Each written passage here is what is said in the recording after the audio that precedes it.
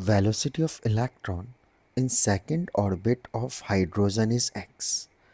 तो अगर हाइड्रोजन के सेकंड ऑर्बिट में, जैसे मैं कह रहा हूँ हाइड्रोजन है तो z का वैल्यू 1 हो गया, सेकंड ऑर्बिट तो n का वैल्यू 2 हो गया, उसकी जो वेलोसिटी है दैट इज़ x।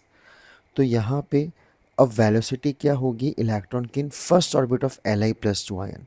तो Li+2 में तो z हो गया कितना आपका 3, और n क्या बोल रहा है फर्स्ट ऑर्बिट, तो उसमें वेलोसिटी क्या होने वाली है। तो भाई जो भी हमें आंसर निकालना है अब x के टर्म्स में निकालना है। तो मुझे पता है वेलोसिटी का फॉर्मूला होता है 2.188 into 10⁶ into Z by N metre per second. तो अब मुझे जो भी निकालना है एक्स के टर्म्स में निकालना है। तो अगर मैं हाइड्रोजन की केस की बात करूँ, ये हो गया एक्स, तो 2.188 इंटू 10⁶ ये कांस्टेंट है तो दोनों में सेम रहेगा, तो इसको एक्स के फॉर्म में लिख देते हैं। और z कितना हो गया 1 और n का वैल्यू हो गया 2।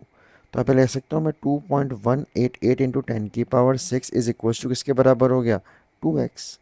तो ये चीज़ मेरे पास आ गई। अब बस मुझे यहाँ पे इस वैल्यू को प्लेस करना है किसकी जगह, x के टर्म्स में लाने के लिए। तो यहाँ पे अगर मैं लिखूँ तो ये आ गया मेरे पास, दैट इज़ वेलोसिटी का फॉर्मूला क्या हुआ Li+2 2.188 into 10⁶ into Z by N metre per second. तो मुझे जो भी निकालना है किसकी टर्म्स में निकालना है, अपना एक्स की टर्म्स में। और मुझे पता है ये वैल्यू अपन यहाँ से निकाल चुके हैं। तो ये कितना हो गया मेरे पास, इसकी जगह मैं लिख सकता हूँ 2.188 10⁶ लिख सकता हूँ 2x इंटू, अब z की बात करूँ तो Li के लिए z कितना हो गया 3 और n कितना हो गया 1। तो आंसर कितना हो गया मेरे पास 6x। That is the answer. कौन सा ऑप्शन मैच कर रहा है, ऑप्शन नंबर